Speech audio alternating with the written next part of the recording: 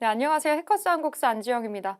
해커스 한국사 능력 검정 시험 초단기 5일 합격 심화편 5일째 마지막 주제 섹션인데요. 인물을 좀 모아가지고 보겠습니다.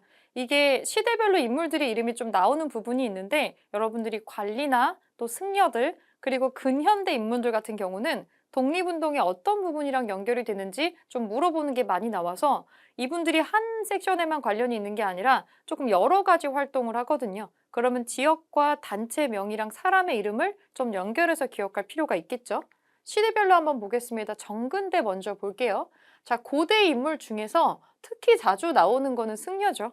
우리가 거의 1000년 넘게 불교 국가였고 여러 종파가 있었고 스님들이 활약상이 여러 분야에서 나오기 때문에 시대별로 나옵니다. 그리고 승려에 활동하고 후삼국 시기에 연결되는 인물들이 또 있어가지고 요거 같이 연결해서 좀 정리를 좀 해볼게요. 가장 많이 나오는 승려, 업적이 중요할수록 많이 나오겠죠. 원효대사가 나오고 있습니다. 일심사상, 아미타 신앙, 무예가 유포 이런 거 나오는데 무예가라고 하는 거는 이 원효를 보고 파괴승이라고도 하죠. 이 사람이 좀 파격적인 방식으로 불교를 대중화했던 사람인데 요렇게 나오는 게 전부 다 불교 대중화하고 관련이 있어요.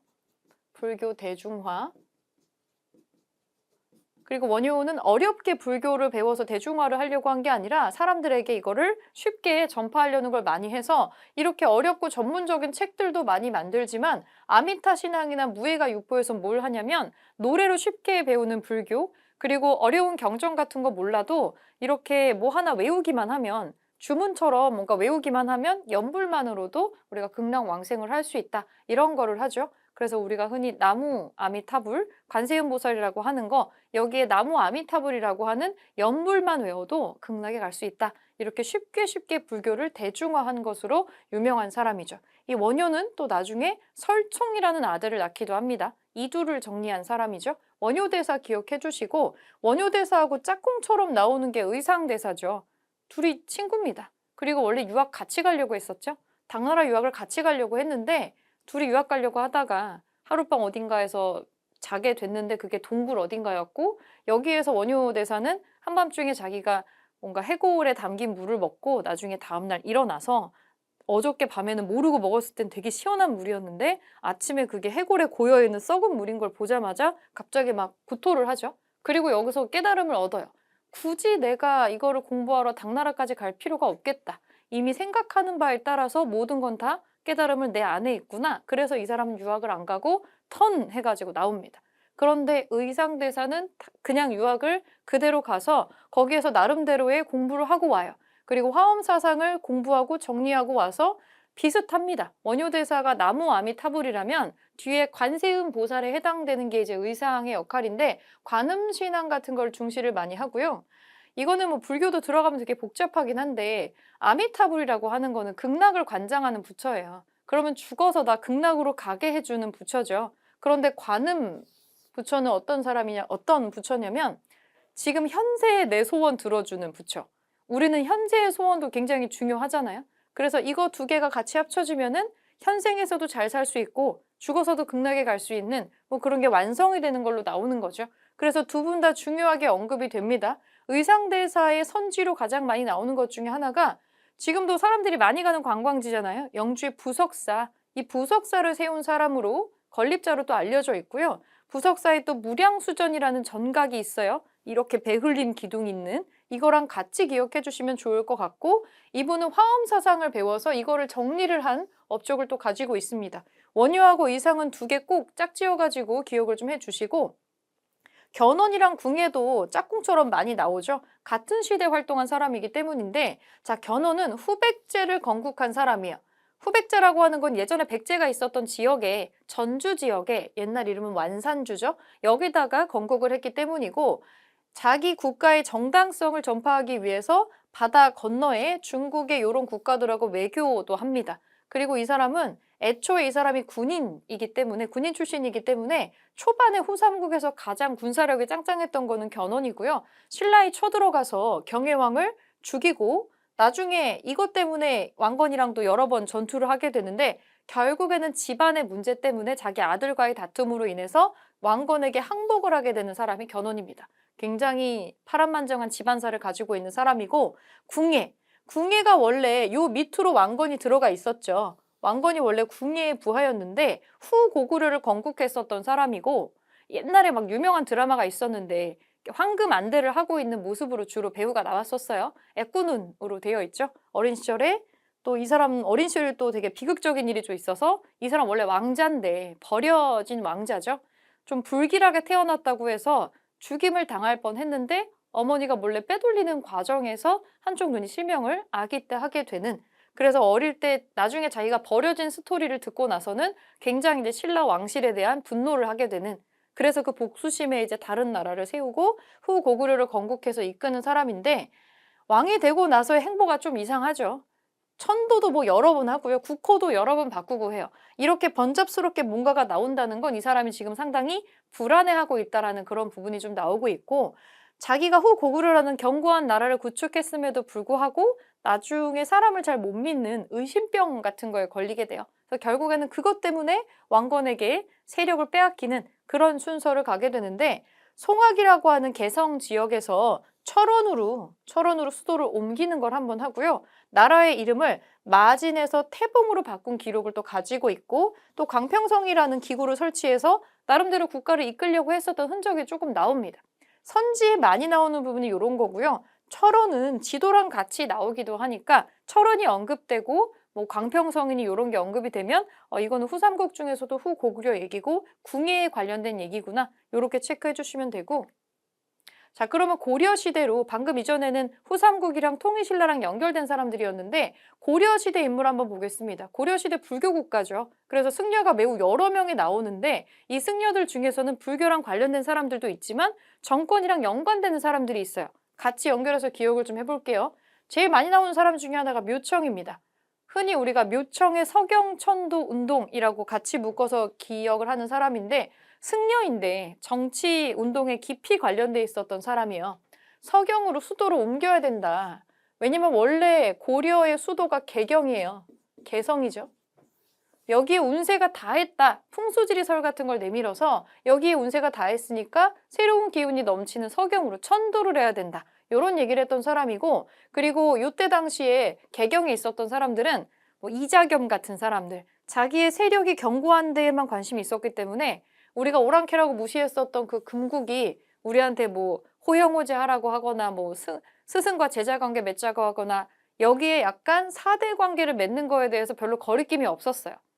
뭐 수치스럽다, 자존심 상한다 이런 거 다 내려놓고서 자기네들의 권력만 유지가 되면 어떻게 해도 상관이 없었던 거예요. 그거를 묘청이라는 사람이 굉장히 비난을 하면서 어쩌다 우리나라가 이렇게 됐냐. 서경으로 다시 천도해서 다시 으쌰으쌰 해야 되고 금국은 저 오랑캐 국가들 정벌해버려야지 쟤네. 요렇게 외치는 데가 이제 묘청이고요. 그리고 우리가 황제를 칭해야 된다. 칭제 건원을 주장을 했었던 사람이고 그러니까 뭔가 독립적이고 자주적인 모습으로 나가야 된다라는 좀 개혁적인 성격이 묘청한테 보여요. 그리고 그 당시에 왕이 묘청한테 조금 기울어져 있었고 이 사람이 이 왕도 뭔가 리프레시하게 뭔가를 하고 싶어서 묘청한테 조금 힘을 실어줍니다. 초반에는 잘 되는 듯 하다가 나중에 결국에 실패를 해요. 묘청의 운동에 실패를 하면서 기존의 개경파들이 다시 세력을 잡게 되고 이 사대 관계 계속 금국이랑 맺게 되고요. 그러면서 이제 우리가 금나라하고의 관계도 정리하지를 못하고 계속해서 내분으로 뚫려 들어가게 되는데 개혁적인 국가로 나아가지를 못하게 되는 거죠. 이 묘청의 운동은 뭐랑도 연결이 많이 되냐면 나중에 우리 역사를 정리하는 민족 사학자분들이 막 나오게 돼요. 후반부에 독립운동기에 나오는 단지 신치호 선생이 있는데 그 단지 신치호 선생이 우리나라 역사를 쫙 정리하다가 이 묘청의 서경천도 운동을 굉장히 안타깝게 묘사를 해요. 우리의 역사의 천년 역사의 사건 중에서 이게 제일 안타까운 사건이라고 언급을 합니다. 요게 성공을 했으면 우리가 자주적이고 독립적이고 개혁적인 국가가 될 뻔했는데 그러면 역사가 많이 바뀌었을 것이고 그렇게 계속 있었으면 일제강점기도 안 왔을 수도 있었는데 라고 연결을 해요. 그래서 우리의 천년 역사 중에서 제일 안타까운 사건이다 라고 묘청의 사건을 언급하는 게 나오기도 합니다. 그래서 묘청과 신채호 선생은 그렇게도 연결해서 기억해 주시면 좋겠고요. 묘청의 난이라고 하는 건 결국에 성공하지 못하고 진압당했기 때문입니다. 이 묘청을 좀 기억해 주시고 묘청이랑 같이 서경천도 운동을 한 사람 중에 승려는 아니고 관리 중에서 묘청한테 좀 플러스로 같이 들어갔던 사람이 있어요. 정지상이라는 사람도 있습니다. 보기에 가끔 같이 나오기도 하니까 같이 기억해 주시고, 그 승려, 완전한 승려분들 한번 좀 보겠습니다. 의천. 보통은 의천을 두고 우리가 대각국사라고 많이 하죠. 의천은 왕자 출신입니다. 이 사람 형이 숙종이죠. 고려의 숙종이라는 임금이에요. 좀 이 사람은 귀족, 왕족이었기 때문에 다른 승려들하고는 좀 입장이 다르기도 해요. 이 사람은 국정사라는 데를 중심으로 해서 천태종을 창시를 하고요. 종파가 여러 개로 나뉘어 있잖아요. 교종이 있고 뭐 선종이 있고 고려시대 불교도 여러 개로 나뉘어 있는데, 자, 이거 합쳐야 돼. 우리가 지금 찢어질 때가 아니야. 근데 합치긴 합치는데 교관 겸수하자. 교가 먼저고 수양이 나중에 나오는데, 우리가 경전이나 이런 거를 먼저 해서 요런 걸 중심으로 수양을 같이 하자. 그러니까 방점이 약간 경전 쪽에 좀 기울어져 있기는 해요. 그런 식으로 교관 겸수라는 걸 주장을 하고요. 이런 거를 교관 겸수를 주장했기 때문에, 그러면 요 경전을 중심으로 수양을 같이 하자잖아요. 경전 내용을 싹 정리를 합니다. 책의 목록을 정리하는 거를 해요. 목록화하고 리스트업하고 하는 거를 쫙 정리하는 역할을 하고요. 이 의천이라는 사람, 이게 어느 정도 살아있을 땐 성공을 거두는데, 불교계끼리 서로 다투지 말고 그냥 하나로 통합해서 목적은 똑같잖아, 이렇게 가자는 거예요. 원효도 똑같은 말을 했고 의상도 같은 걸 했고 궁극적으로는 의천도 같은 말을 하는데, 의천의 한계점은 뭐냐면 이 사람이 살아있을 때는 통합이 가능했어요. 이 사람 왕족이니까, 입김이 세니까. 그런데 이거의 단점은 이 사람이 죽으면 이제 이 사람만큼의 입김이 나오기 힘들다는 거죠. 그래서 죽고 나서는 다시 흐지부지가 조금 되는 그런 게 있는데, 어쨌든 이 왕족의 출신으로서 좀 힘을 가지고 불교를 통합하는 운동을 전개했다는 거 같이 기억해 주시고, 보통은 대각국사라는 호칭도 같이 나오기도 하니까 의천이랑 연결해서 기억을 해둘게요. 고려시대에는 왕자가 여러 명이면 왕위 계승권이랑 상관없는 왕자들은 출가를 해서 이렇게 승려가 되는 케이스도 있었습니다. 고려는 불교 국가니까 그거 기억해 주시고, 진울이라는 승려가 또 나와요. 지금도 이렇게 가을이나 봄에 사람들 많이 놀러 가는 우리 사찰 중심으로 관광지가 좀 형성이 되어 있죠. 순천에 송광사라고 있어요. 사람 되게 많이 가는. 이 순천 송광사 중심으로 활동을 했었고, 수선사 결사 운동이라고 해서 불교가 지금 타락하고 있다, 이거 다시 깨끗하게 만들어야 돼, 이런 운동을 진행했었던 사람이고, 정해쌍수, 도노점수를 주장했다. 이 정해쌍수하고 도노점수를 좀 기억해 주시면 좋겠어요. 의천이랑 똑같이 불교가 나뉘면 안 되고 불교가 리프레시를 다시 해서 으쌰으쌰 해야 되는데, 어려운 불교 경전보다는 수행을 통한 깨달음을 좀 중시해요. 먼저 선수행을 해가지고 깨달음 얻은 다음에 그 다음에 교과서적인 거는 같이 가져가야 돼. 뭔가 의천이랑은 방향이 조금 반대죠. 그렇지만 궁극적으로 목표는 둘 다 똑같아요. 통합적으로 가려고 하는 거, 그런 걸 좀 진행을 하고 있고, 요즘에는 그 보기에 가끔 나오는 걸로 진울의 제자 얘기도 가끔 나오는데, 이 진울의 제자가 해심이라고 있어요. 해심. 이름을 같이 좀 기억해 주시고, 해심. 여기 옆에 최우가 나오는데, 최우가 굉장히 신뢰했었던 사람으로 해심이 나옵니다. 최우하고 해심을 연결한 문제가 한번 나온 적도 있어요. 같이 기억해 주시고. 자, 요새라는 승려가 또 있습니다. 강진의 만덕사라는 데에서 백년결사를 주도했고요. 법화신앙이라는 거를 강조합니다. 요새가 단독으로 정답으로 나온다기보다는 승려를 묶어가지고 문제를 낼 때 선지에 주로 나오는 사람이에요. 그래서 그냥 같이 기억만 해둘게요. 여기까지는 승려고요. 최충원은 이제 관리, 군인으로 나오는 관리 얘기죠. 최씨 무신정권 시작한 사람입니다. 최충원. 도방을 확대하고 봉사 10조를 올리고 교정동합이라는 걸 설치를 해서 스스로 최고지위의 교정 별감에 오른 사람.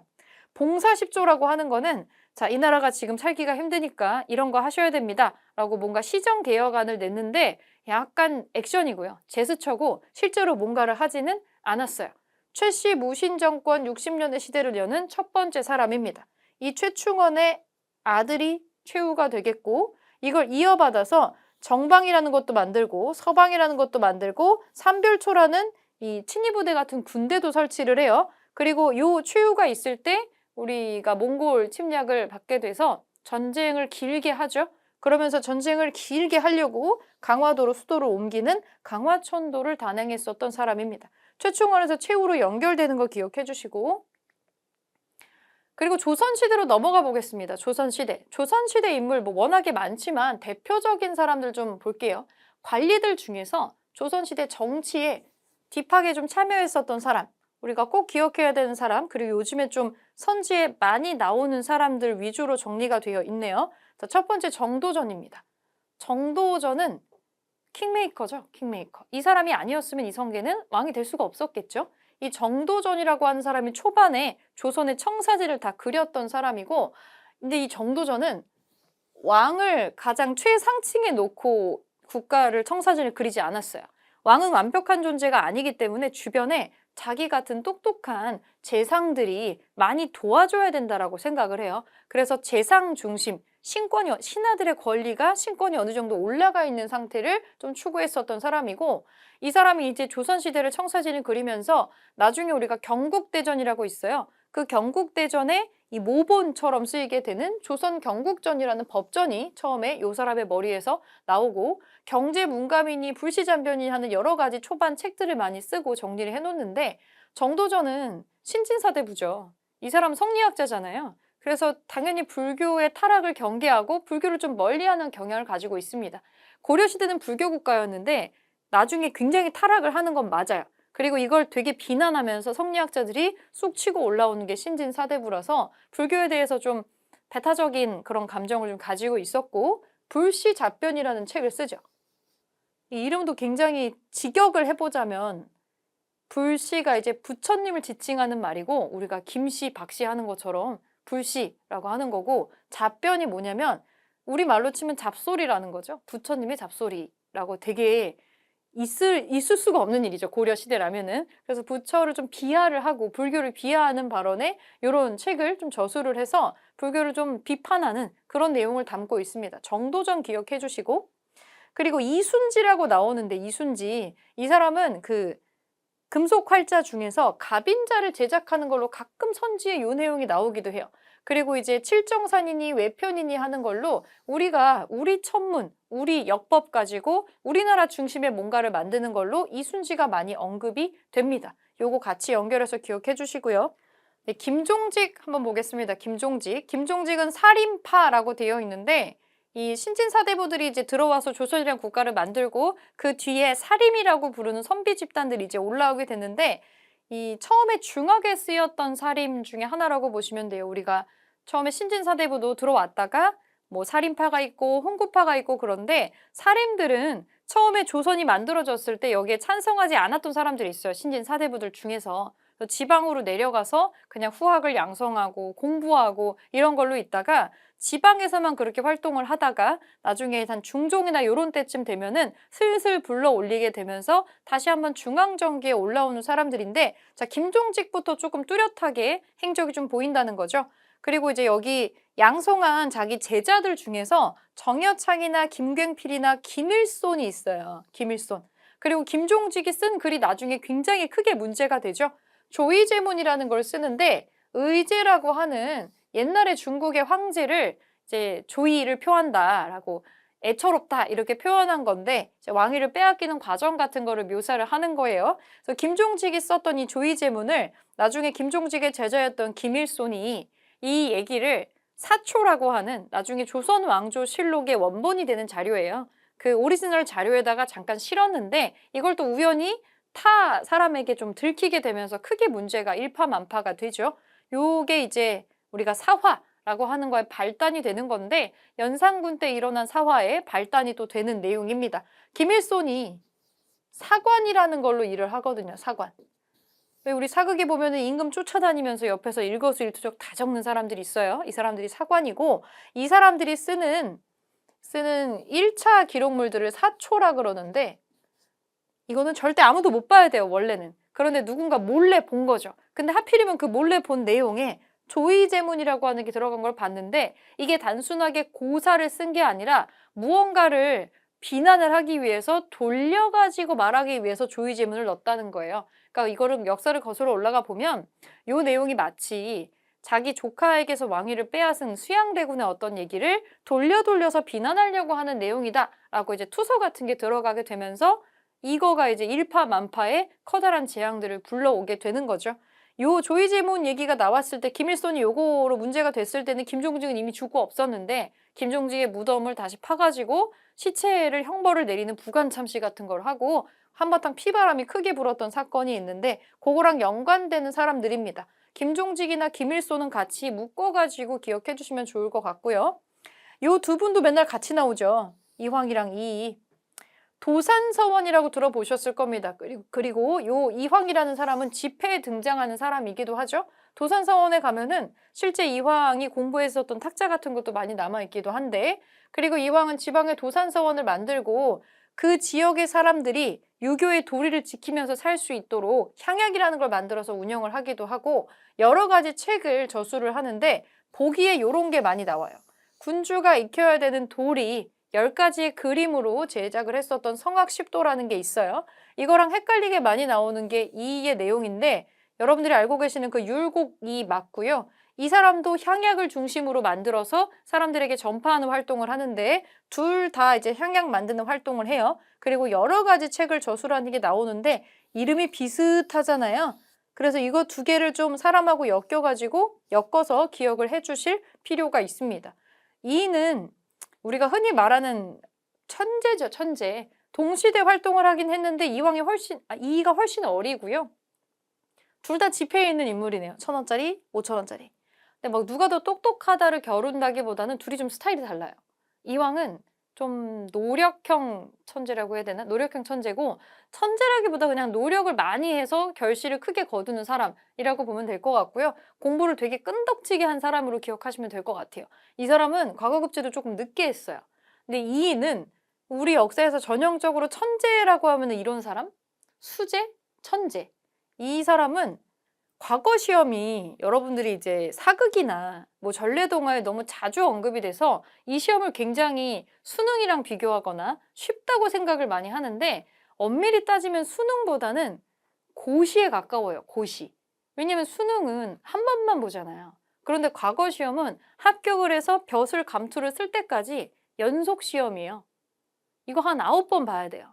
계속 보는 거예요. 토너먼트로 계속 줄어들면서 보는 건데 나중에 이 토너먼트로 줄어들었을 때 최종 시험을 보는 단계에 얼마나 똑똑한 사람들이 많이 모여 있겠어요. 그 최종 시험에서 또 1등한 장원급제는 또 얼마나 똑똑하겠어요. 그렇게 장원급제라고 하는 거를 이 율곡이이라는 사람이 9번을 합니다. 9번.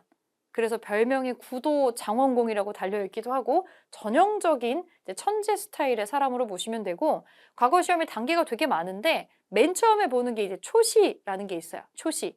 이 초시 속과 시험에 초시에 합격을 하면은 생원이나 진사가 될 수 있는데 사실 보통 여기에 합격하는 것도 20대가 돼야 되는데 이인은 처음에 속과 시험 초시 합격했을 때가 13살인가 그래요. 초등학교 6학년 정도 나이입니다. 전형적인 수재 스타일을 좀 보여주고 있고 이 율곡의 어머니가 바로 그 유명한 신사임당 얘기도 하죠. 5만 원권의 주인공. 그래서 요 분은 날 때부터 여러 가지 좀 두드러지는 에피소드가 조금 많고 나중에도 큰 업적을 많이 남기시기 때문에 같이 좀 기억을 해주시면 좋을 것 같고 여기에 언급은 되어 있지 않으나 뭐 10만 양병선 같은 거 주장했다라고도 나오죠. 결국에 그게 받아들여지진 않았지만 하지만 결국에는 요거를 염두에 두고 전쟁이 날 수도 있는 상황을 염두에 두고 이런 거지 했는데 받아들여지진 않았죠. 하지만 결국에 나중에 임진왜란이 터지죠. 그래서 앞날을 좀 내다본 사람으로도 평가를 많이 합니다. 그리고 밑에 윤휴라는 사람이 있는데 뭐 잘 모르실 수는 있지만 이 사람은 이제 북벌을 주장하는 것으로도 유명하고요. 여기 사문난적이라는 단어가 나와요. 이게 거의 조선시대 금기어 같은 건데 한 번 사문난적으로 몰리면 이 집안까지 다 망할 수도 있어요. 사문난적이 뭐냐면 결국 윤휴는 이것 때문에 비판해서 안 끝나고 사약 받아서 죽는 사람이에요. 나중에 송시열이라는 사람하고 대립을 하다가 사문난적이 뭐냐면 우리나라 성리학은 굉장히 고지식한 방향으로 흘러가요. 우리가 성리학을 나중에 주자가 정리했다고 해서 중국에 주자학이라고 부르기도 하는데 이 주자라고 하는 사람을 약간 절대성인처럼 본단 말이죠. 주자가 풀이를 하는 내용에 토를 달아도 안 되고 주자랑 다른 해석을 해도 안 돼요. 그러면 다른 해석을 하면 이단 취급을 받는 거예요. 성리학을 있는 그대로 정석대로 받아들이지 않고 뭔가 새로운 학설을 주장하거나 주자가 틀렸다고 하거나 이러면 큰일 나는 거예요. 그런 걸 하면은 사문난적이 됩니다. 사문난족으로 몰리면 종교에서 이단으로 낙인 찍히는 거랑 똑같다고 보시면 돼요. 윤휴는 생전 내내 사문난족으로 몰리다가 결국에는 이것 때문에 사약받고 죽는 사람입니다. 그래서 이 단어를 좀 기억해 주시고 이 사람이 왜 비판을 받았는지도 같이 연결해서 기억해 주시면 좋을 것 같아요. 자, 근현대로 넘어와서 근대 인물 먼저 보겠습니다. 근대라고 하면은 구한말에서 이제 넘어가는 그 시점이겠죠. 일제강점기로 되는. 우리가 항구를 열었던 개항과 일제강점기의 항일운동, 이거 두 가지 테마로 보겠습니다. 최익현이란 분 한번 볼게요. 이 사람은 유학자죠. 흥선대원군 하야하라고 상소하기도 하고 고종이 직접 정치하시려고 주장하는 사람, 그리고 나중에 외양일체론 주장하는 걸로 유명한 사람. 외양일체론이 뭐냐면 일본이랑 서양은 똑같다는 거예요. 개항하면 안 되고 우리 서양 세력이랑 화친하면 안 된다. 그렇게 맨날 상소 올리는 사람으로 나오고요. 을사의병의 의병장으로 거병하는 사람이기도 하고 사람들 모아서 일어났단 뜻이에요. 을사의병은 뭐냐면 을사늑약 아시죠? 을사늑약이 체결됐을 때 여기에 동의하지 않으면서 사람들 일으켰다는 뜻이에요.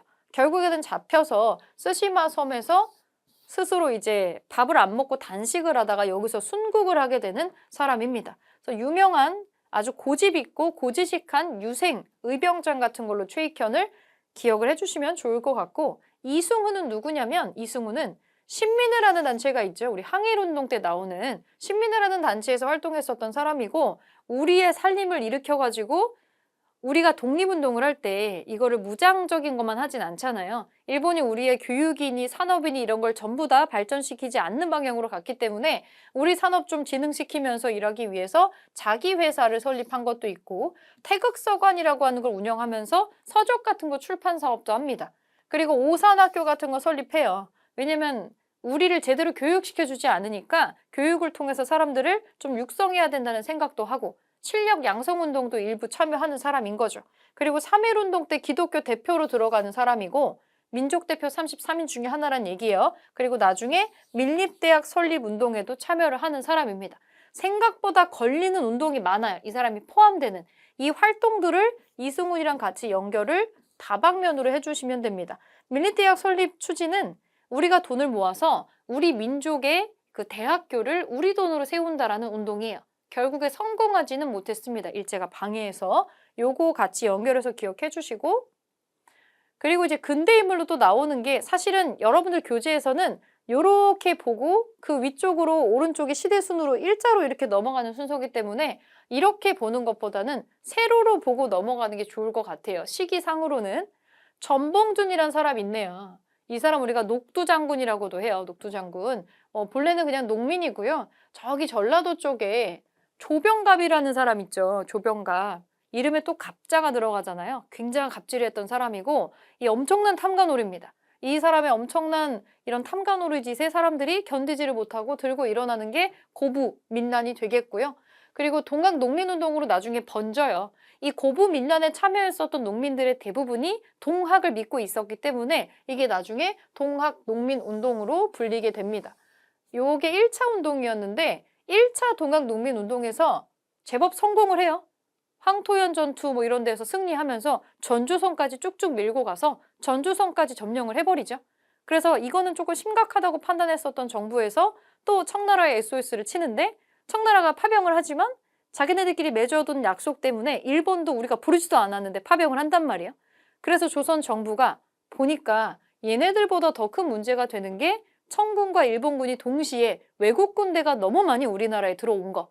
이게 조금 심상치 않고 잘못됐다고 판단을 해서 급하게 이제 동학군하고 화해를 하죠. 전주화약이라는 걸 맺잖아요. 전주화약을 맺고 그리고 너희가 원하는 거를 하나씩 해주겠다라고 하면서 뭐 교정청 같은 거 설치하고 집강소 같은 거 설치하게 해주고 그런 것들이 나오는데 결국에는 일본이 약속을 깨고 군대를 물려달라고 얘기했는데도 군대를 물리지 않고 경복궁을 점령을 하게 됩니다. 그래서 동학군이 야 지금 우리가 정부하고는 협상이 됐는데 저 외국 놈들이 우리나라 또 쳐들어왔네? 이번엔 우리가 나라를 지키기 위해서 한 번 더 일어나자. 그래서 2차 동학농민운동으로 공주의 우금치에서 일본군하고 광군이랑 같이 싸우게 되는 건데 여기에서 엄청난 패배를 하면서 실패하는 거죠. 그냥 패배라고 하기에는 이거는 거의 학살에 가까웠어요. 공주 우금치 전투는 우리가 뭐 변변한 무기가 있는 게 아니니까. 신식 무기로 무장을 하고 있는 일본 군대하고 상대가 안 됩니다. 동학 농민군의 시체가 산처럼 쌓이고 피가 강물처럼 흘렀다고 되어 있어요. 그래서 여기 엄청난 패배로 기록되고 전봉주는 체포가 되는 거죠. 나중에 이제 죽임을 당하게 되고요. 그리고 6.1주는 주로 요 책이랑 같이 언급이 많이 됩니다. 서양을 한번 갔다가 오는 사람이죠. 서양에 가서 이 미국에 있는 새로운 문물을 한번 보고 전구 같은 것도 자기가 보고 소개도 하기도 하고 그런 게 나오고 자기가 여행했었던 견문을 봤었던 내용을 가지고 서유견문을 집필하기도 하고요. 그리고 나중에 우리가 나아갈 길은 이거다라고 중립화론을 주장을 해요. 우리는 깍두기가 돼야 돼. 이쪽 편 저쪽 편보다는 어느 편에도 들어가지 않는 깍두기가 돼야 된다. 우리는 세모가 돼야 돼. 라고 주장을 하지만 잘 안 됐죠? 깍두기도 좀 힘이 있어야 하는 거지. 우리 주변에 강대국들이 있으면 우리는 깍두기가 아니라 고래 싸움에 낀 새우가 되는 거지 우리는 깍두기가 될 수가 없어요. 그런데 이 사람이 생각했을 때 제일 이상적인 우리의 위치는 중간에서 이쪽 저쪽도 안 하는 거. 그러니까 우리는 이 편도 저 편도 아니니까 우리를 가만히 내버려 두어라. 이게 이 사람이 생각한 최적의 어떤 외교적인 우리의 스탠이었던 것 같아요. 하지만 그렇게 되지는 않았죠. 그리고 김홍집이란 인물도 자주 나오죠. 개인은 참으로 똑똑하고 대단한 인물이었지만 시대를 잘못 타고난 사람으로 기록이 되어 있는데 이 사람이 우리가 강화도 조약을 맺고 나서 수신사라는 걸 일본에 보낸단 말이에요. 1차 수신사로 김기수란 사람이 갔다 오고 2차 수신사로 일본에 갔다 온 사람이 김홍집이에요. 근데 이 사람이 일본에 갔다 오다가 조선 책략이라는 책을 가지고 들어와서 우리나라에 굉장히 안 좋은 쪽의 센세이션을 일으키게 됩니다. 이 책에 뭐라고 나오냐면 이름 그대로 조선이 어떻게 외교를 해야 되는가에 대한 내용인데 우리나라 유생들이 듣기에는 되게 생뚱맞은 내용이 들어있었던 거죠. 우리가 조선이 제대로 여기서 살아남으려면 일본이랑 좀 친하게 지내고 미국이랑도 친하게 지내고 뭐 그렇게 해야 된다. 이런 내용들이 써 있었다는 거죠. 이 러시아하고도 좀 친하게 지내면서 그런 내용들이 있으니까 아니 우리가 일면식도 없는 외국 국가들하고 왜 가까이 지내야 되냐? 이 책은 정말 너무나 혼란스러운 얘기를 담고 있다 하면서 우리나라 유생들이 다 같이 들고 일어나서 영남 만인소 같은 상소 올라오고 일본으로 이제 사람들 파견하지 말라고 사람들이 아주 굉장히 안 좋은 감정에 시달리게 되는 그래서 국면을 하나 바꾸는 책입니다. 김홍집이 갖고 온 책이. 근데 이 사람은 나중에 이 일본의 발전된 문물을 보고 오는 사람이에요. 그래서 개화정책에 상당히 깊이 관여를 하게 되는데 우리가 개화정책 추진하려고 만들었었던 군국기무처의 총재관으로 들어가서 일을 했던 사람이고 우리나라 실제 개혁이 있었죠. 갑오개혁을 주도했었던 인물이기도 합니다. 결국에 말로가 좋지는 않았지만 그래서 상당히 빠르게 승진을 했던 사람이고 우리나라 개화 개혁 정책에 깊게 관련되어 있는 인물이 김홍집이에요. 이 책의 이름이나 어느 기관에서 무엇으로 일했는지 어떤 사건에 연관이 되어 있는지 묶어가지고 기억해 주시고 양기탁이라는 사람이 있습니다. 독립협회에서 했었던 토론회 있죠? 만민공동회를 꾸려나가는 실제 간부기도 했고요. 중요한 거는 이거예요. 대한매일신보를 창간을 해요. 이거 혼자 한 거 아니고 영국 사람 베델이라는 사람이랑 같이 하죠. 그래서 영국인이 이거를 집행자로 들어가 있기 때문에 일본인들이 이 신문을 건드릴 수가 없었단 말이에요. 그래서 이 대한매일신보에서 국제보상운동 같은 거 홍보도 해주고 일본이 이상한 짓 하면 비난도 할 수 있고 비판도 할 수 있고 그런 걸 같이 꾸렸었던 사람입니다. 결국에는 이것 때문에 양기탁도 많이 일제히에 잡혀가지고 많은 고초를 당하기도 하고요. 그리고 양기탁은 비밀 결사로 운영됐었던 신민회에 또 관여하는 사람이기도 합니다. 같이 있었죠. 신민회를 같이 조직하는 안창호 선생이 있어요. 안창호 선생은 학교 만드는 뭐 이런 활동이나 신민회 활동 같이 참여하기도 하고 대한인 국민회라고 하는 군대에도 연결이 많이 되어 있는 사람이에요.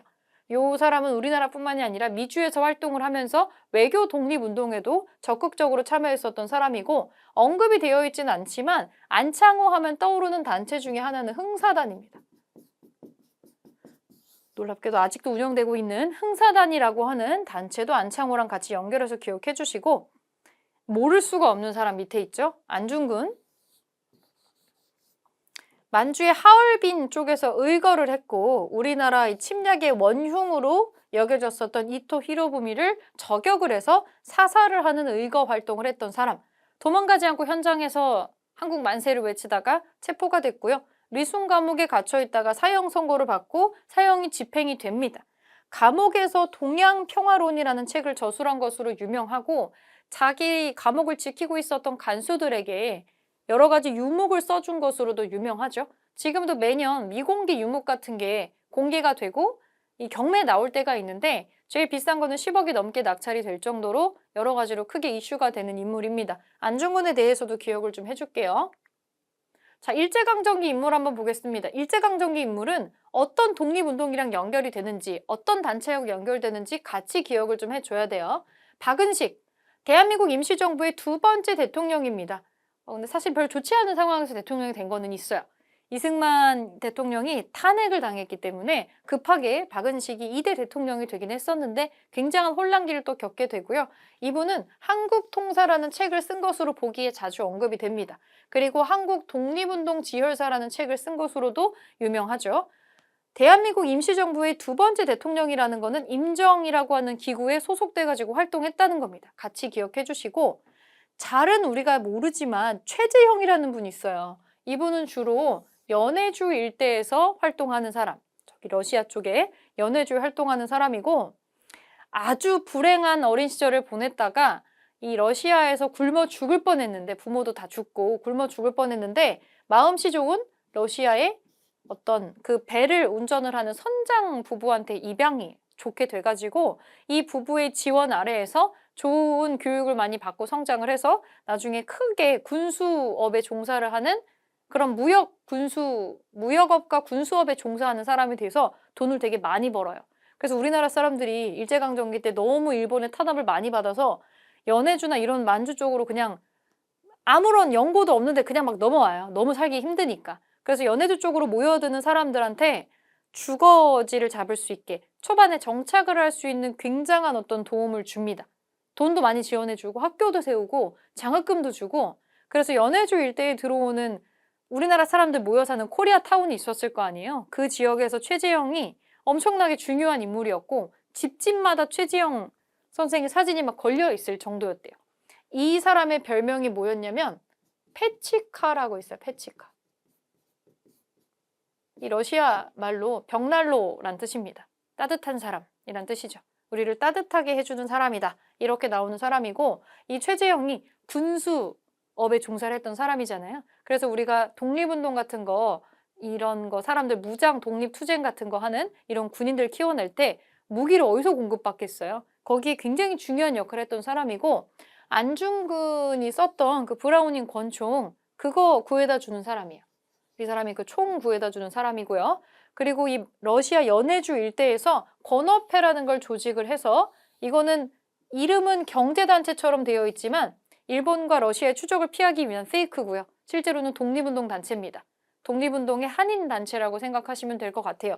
이런 거를 조직하고 여기 신문을 발행하는 일에도 관여했었던 사람 최재형 선생 기억 좀 해주시고 예전엔 안 나오는데 요새 많이 나오는 사람으로 지청천 같은 사람이 있어요. 지청천이나 김좌진 장군은 만주나 간도처럼 우리나라 바깥쪽에서 활동했었던 사람들이 있죠. 그래서 우리가 자료도 없고 기록이 부족해서 잘 모르는 사람들 그런 사람들 얘기를 최근에 많이 물어보거든요. 그런 거 정리해 주시면 좋겠죠. 지청천 장군은 대한독립군단에 참여하고 한국독립당 산하의 한국독립군의 총사령관이기도 하고요.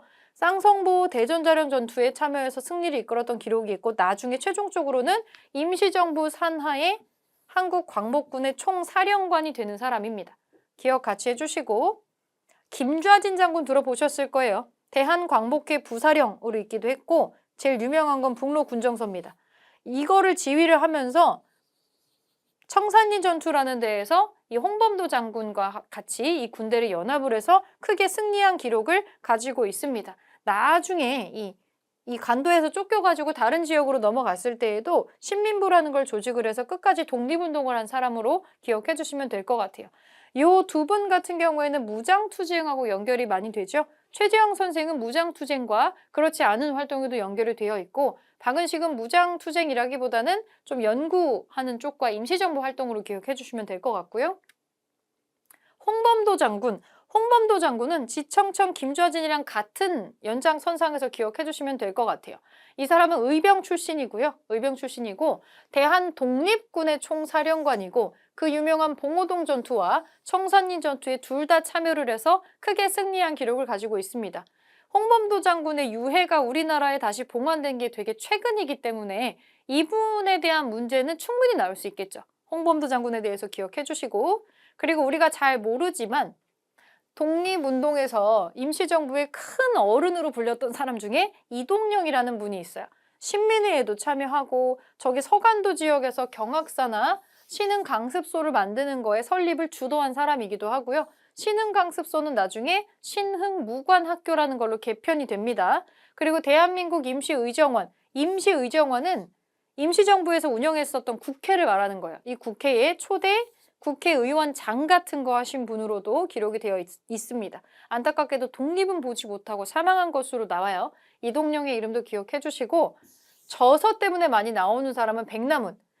정체성론이라고 하는 게 있어요. 일본이 우리나라 역사 왜곡할 때 너네는 스스로는 발전하지 못하는 그런 역사적인 패턴을 가지고 있어 라고 우리 역사를 심각하게 왜곡을 하는데, 우리는 스스로 발전을 못하기 때문에 우리 한국의 역사를 보면 항상 뭔가 조금 더 발전된 경제 상황이나 발전된 정치를 가지고 있는 외부의 국가나 외부 집단이 와서 발전을 시켜줬다는 거예요. 우리 역사를. 한국사는 그냥 그렇대요. 이게 아주 유명한 궤변이죠. 이걸 식민사관이라고도 하고, 우리나라 역사를 정체성론이라는 걸로 재단을 해버려요. 너네는 스스로는 발전하지 못하는 민족성과 역사를 가지고 있어 라고 우리나라 사람들한테 역사 왜곡을 세뇌를 막 시켰는데, 그걸 정면으로 반박하면서 아닌데? 우리 역사 쭉 보니까 조선사회경제사라는 책을 써가지고 뭐라고 했냐면, 우리나라 역사가 유럽이나 다른 나라의 역사가 발전한 패턴의 모습이랑 별로 다를 게 없어. 우리도 비슷하게 발전을 해왔어. 그러니까 일본이 아니어도, 일제강점이 아니어도 우리는 좀 트러블은 있었겠지만 순차적으로 근대화하면서 발전했을 거야 라는 거를 주변 역사하고 같이 연결을 해서 증명하는 책이에요. 우리는 정체성론 같은 게 아니다. 우리는 정상적인 패턴으로 발전을 해왔다. 우리가 자주적으로. 이런 걸 증명하는 책입니다. 요거 보기에 많이 나오는 사람이에요. 그리고 최근에 많이 나오는 양세봉. 사실 우리가 그 약간 공산주의나 사회주의 쪽에 있었던 사람들은 언급을 잘 안 했었어요. 예전에 교과서에도 언급이 잘 안 됐었는데 요즘에는 그런 거 상관없이 많이 나옵니다. 그래서 최근에 문제 보기로 많이 나오는 양세봉이라는 사람이 있어요. 조선 혁명군의 총사령관이고 영릉가나 흥경성이란 좀 생소한 지명이 나오는데 여기서 승리했었던 사람으로 언급이 됩니다. 양세봉, 혁명, 흥경성, 영릉가 이런 단어를 같이 묶어가지고 기억 좀 해주세요. 네, 다음 페이지에 이상설이란 인물이 있는데 여러분 요 두 명 그냥 묶어가지고 기억 한번 해주실게요. 같은 지역에서 나오는 게 있는데 이상설은 최근에 이분이 활동 반경이 조금 넓어서 같이 지금 나온 것 같아요. 서전서속 설립하는 건 서간도 지역이고 헤이그 특사로 파견됐던 건 네덜란드예요. 그리고 대한광복군 정부에서 정통령으로 임명됐었던 거 이거는 연해주, 러시아죠? 연해주 지역이고요. 그래서 지역이 조금 산발적으로 국외의 활동이 되게 활발한 사람. 이상설의 이름 꼭 기억해 주시고 헤이그 특사로 같이 파견됐었던 사람 중에 이위종, 이상설, 이준 이렇게 세 명이 있었단 말이죠. 요 세 명 같이 기억해 주시고 헤이그 특사로만 기억을 하지만 사실 여러 군데에 연결이 되어 있기 때문에 이거 중에 어떤 걸로 보기가 나올지 모른다는 거죠. 같이 기억해 주시고 연해주 지역에서 활동할 때 같이 묶여가지고 나오는 사람으로 이동이라고 있어요. 사진 보면 코스염 엄청 멋있게 기른 사람으로 나오는 사람이 있거든요. 이동이 대한광복군 정부 여기에서 부통령에 들어갔던 사람이고 이 사람은 대한민국 임시정부의 국무총리로 처음에 들어갔었던 사람. 그래서 임시정부가 이쪽 저쪽 좌익과 우익이 같이 합쳐가지고 나온 그런 단체라는 데 의미가 조금 있었어요. 이런 분들이 포함이 되어 있었기 때문에. 자, 밑에 한용운 보겠습니다. 이분은 3.1운동 때 불교를 대표했었던 인물이고 민족대표 33인에 포함되는 승려 독립운동가죠. 그리고 님의 침묵이라는 책을 시를 쓴 것으로도 유명하고요. 조선 불교 유신론이라는 책을 써서 불교계 쪽 운동에도 많이 활발하게 활동하시는 분. 그리고 요즘에 또 많이 나오는 김원봉이라고 있죠. 의열단을 조직했었던 사람. 김상옥 의사, 나석주 의사 이런 사람 다 의열단 출신이고 아무도 살아선 체포하지 못했었잖아요. 일본이 그 김구의 한인 애국단이랑 같이 가장 미워하고 가장 잡고 싶어 했었던 사람이 요 김원봉입니다. 근데 이 사람은 언급이 잘 안 됐었어요. 이분은 나중에 이제 우리나라가 광복이 되고 나서 우리나라가 흘러가는 흐름에 상당히 좀 실망을 하고 여러 가지 문제가 좀 맞지 않아서 스스로 북으로 넘어갔던 사람이에요. 그래서 교과서에 언급이 잘 안 됐었던 사람이죠. 이 사람은 조선혁명 간부 학교라는 걸 세우기도 하고 조선의용대를 창설을 합니다. 중국의 국민당 정부의 지원을 받아가지고 조선의용대를 창설하기도 하고요. 이 조선의용대는 나중에 임시정부 산하에 한국광복군으로 일부가 합류를 하기도 해요. 요걸로 선지가 가끔 나오니까 기억 꼭 해주시고요. 방정환 선생, 여러분 어린이라는 글자 아시죠? 어린이날을 만든 사람이잖아요. 천도교 소년회를 만든 사람이고요. 그 천도교가 동학이에요. 나중에 이름 바꾼 데인데 천도교의 교주로 있었던 손병희 선생의 사위입니다. 사위. 그래서 천도교 소년회하고 방정환 같이 기억해 주시고 어린이날 제정하고 어린이라는 용어를 좀 일반화시키는 그런 운동을 했었던 사람. 그리고 이범석은 여기에서 처음 보는 이름일 수도 있겠어요. 그럼 기억해 줘야겠죠? 신흥무관학교의 교관입니다. 신흥무관학교. 우리가 신흥강습소라고 원래 서전서숙이 있었던 서간도에 있었던 건데 그걸 나중에 무관학교로 개편을 하죠. 여기에 교관으로 있었던 사람이고 군인입니다. 이 사람. 한국광복군의 지휘관이고 우리가 마지막으로 일제랑 최후의 결전을 준비하면서 요거 준비했단 말이에요. 그리고 대한민국 초대 국무총리로도 뽑혔던 사람이고 임시가 아니라 광복되고 나서 우리 정부에 대한민국의 국무총리로 초대 총리로 들어오는 사람이에요. 기억을 좀 해줘야겠죠? 실행은 못했지만 우리가 일본이랑 마지막 전투를 미국이랑 연합작전으로 준비를 했었어요. 그게 국내 진공작전입니다. 이름을 처음 봤다면 꼭 기억을 좀 해주시고요. 신채호 선생은 워낙에 좀 쓰신 책들이 좀 많아가지고 민족사학자 중에 대표되는 분이죠. 조선혁명선언, 이거는 의열단의 지침서예요. 이걸로 많이 연결돼서 나오고 우리 역사를 왜곡하는 일제에 대항하기 위해서 우리나라 역사를 고대사부터 정리하는 사람, 민족사학자입니다. 그리고 조소왕 선생, 중요하죠? 조소왕. 우리가 3.1운동 100주년 맞이하는 2019년 이후부터 이 조소왕의 이름이 여러 군데 언급이 됩니다. 이 조소왕 선생은 처음 듣는데 하시는 분들이 있는데 지금 대한민국의 청사진의 대부분은 이 사람 머리에서 나왔다고 해도 과언이 아닌 상당히 많은 역할을 하신 분이고 그동안 배우지 않았던 건 이분이 우리 6.25 전쟁 때 북한으로 납치가 됩니다. 북에서 사망을 했어요. 그래서 나중에 교과서나 이런 데에 자세하게 언급이 좀 안 됐었던 경향이 있는데 너무너무 중요한 사람이고요. 독립선언서 작성하고 독립당 창당하고 이거 너무 중요한 삼균주의 만든 사람. 그리고 우리가 임시정부 만들 때 어떤 나라를 만들어야 되냐 이 건국의 강령의 기초 초안 마련한 사람이에요.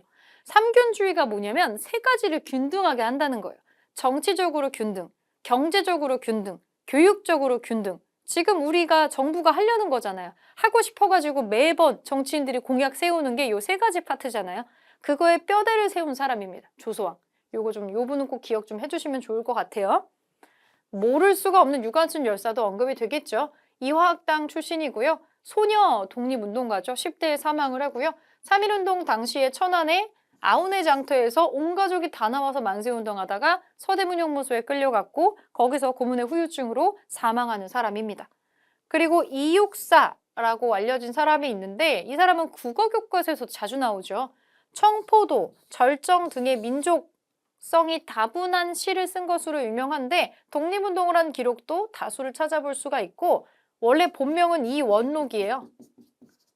근데 감옥에 갇혔을 때 자기 수임번호가 264번이라서 이육사라는 이 가명을 나중에 쓴 거죠. 그래서 독립운동 쪽으로 민족운동을 한 사람으로 기억해 주시면 좋을 것 같아요.